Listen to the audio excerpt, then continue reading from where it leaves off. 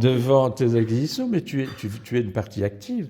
Je suis une partie active dans plusieurs trucs ici. Ouais. Parce que dans le Jacques Charlier, lorsqu'il a fait mon mur, là, j'avais un vieux tableau de Marie-Thérèse d'Autriche, un portrait royal, là, comme ça, qui n'a aucun intérêt, mais tout trouvé, que j'allais jeter. Et je lui ai demandé, mais tu peux pas faire un truc avec ça? Il dit, ah oui, ça va, je vais réfléchir. Et il m'a fait des taches de Toroni dessus.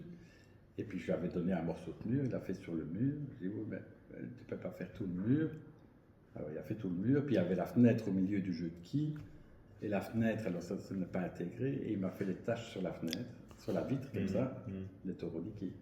Donc là, tu es l'instigateur, quelque part. Ah oui, on pourrait dire que c'est une œuvre à quatre mains, quelque part. Non, je ne dis pas ça, mais... Mais non, mais tu es en train de le dire.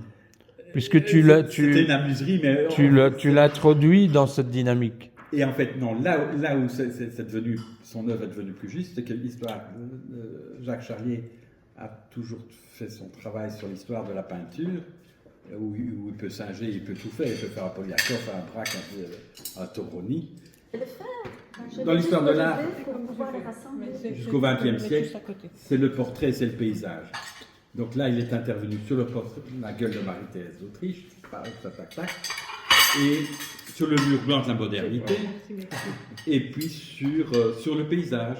Et donc j'ai toute l'histoire de la peinture, parce que j'ai le portrait, le paysage et le concept, avec son pinceau numéro 30. Et la relation, parce que tu es toujours dans ce rapport de relation aussi. Et puis cette relation. C'est ce qui fait un des fondements. Tu dis quatre mains, en fait, c'est en fait plus que ça, quelque part. C'est pas juste formel, dans le sens de quatre mains, d'une application. C'est en fait de la relation elle-même qui finit par trouver son débouché organique. Et qui naît sur quelque chose, c'est vrai tout le monde se joue. C'est vrai dans tout dans l'architecture avec Benoît Albert ici, c'était pareil. Il questionnait tout le temps, et Benoît Albert, qui était d'une humilité crasse, il disait bah, s'il y a une bonne idée qui vient, peu importe où elle vient, je la prends, on la partage. Hein. Il n'y a pas mon ego qui est supérieur à quelqu'un d'autre, c'est l'idée qui compte.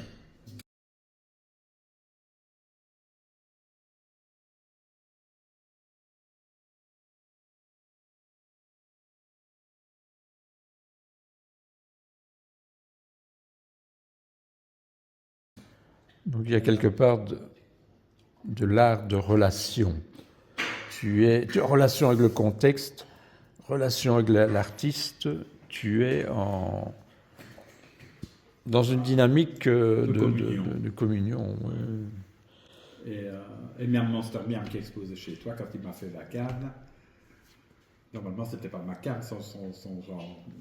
Mais bon, on avait une soirée bien arrosée avec toi, et j'ai dit, ah, bah, tu feras un truc chez moi. Après, je me suis dit, oh, qu'est-ce que j'ai raconté là c'est vraiment pas mon truc. Tout l'organique dans l'histoire. Et donc, en prenant mon pain matin, j'ai trouvé la solution. Je vais le mettre dans la cave à vin, et puis on l'a enfermé pendant 3 jours dans la cave à vin. Il m'a fait sa grotte de Lascaux, comme s'il était prisonnier de la cave. Et il a fait tous ses graffitis sur chaque pièce. Et donc là, on se retrouve nez à nez avec une espèce d'œuvre anthropomorphe d'Éric Vanove. Est-ce qu'il y a un titre? Ben, c'est une durite qui dépend d'une pièce de moteur d'une œuvre d'Éric. Oui. C'était la Laraki où Éric reconstitue. Et donc tu choisis de la mettre en plein milieu du repas. Pour le repas, pour la muserie, parce que tu es là, parce que tu es à la genèse de ma rencontre avec Éric et de cette amitié. Et, voilà, et en fait, Éric accepte de ne pas sacraliser son œuvre et qu'elle soit là comme une durite, comme un petit animal qui va agrémenter notre repas. C'était une communion. Voilà. Et alors là, Éric, on passe vers toi. Donc l'idée de customisation de cette durite, c'est un artisan local.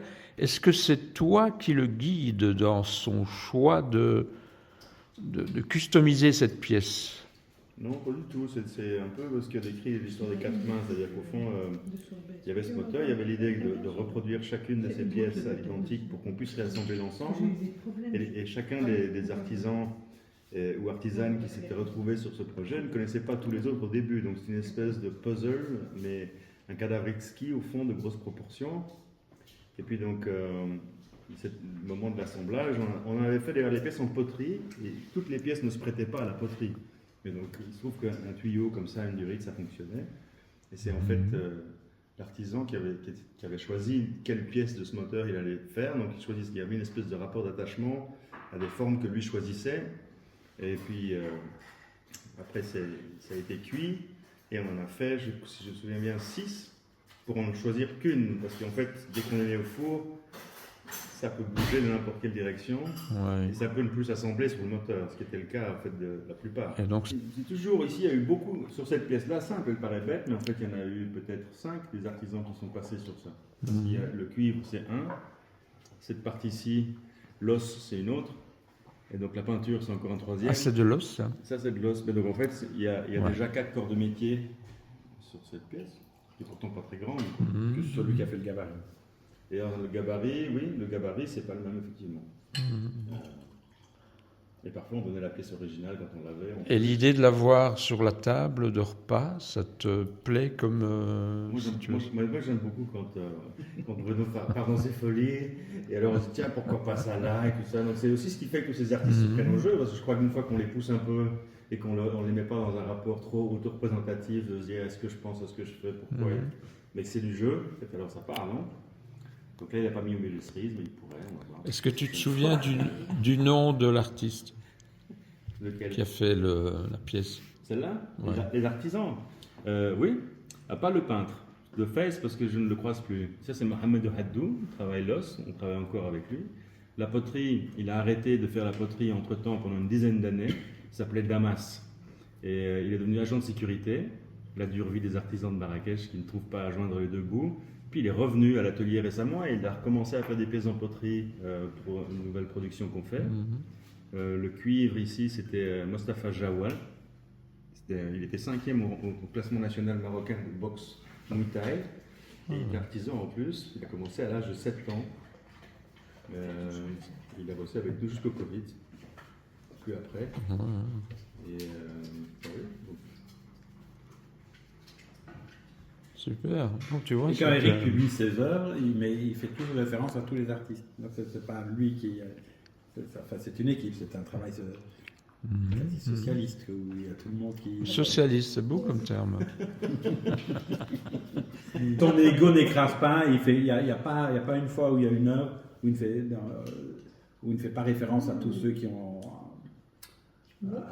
aidé à aboutir à ce machin-là. Même quand il fait des boîtes pour emballer ses œuvres, en fait, tous les noms de tous les artisans sont là.